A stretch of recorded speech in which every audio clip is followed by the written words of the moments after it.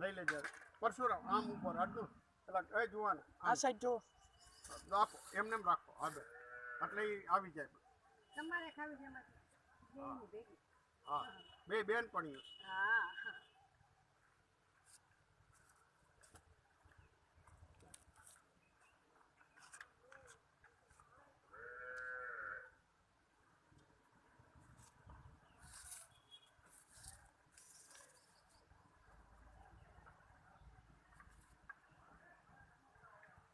થોડી થોડી નજીક આપો તો નીચે વાળી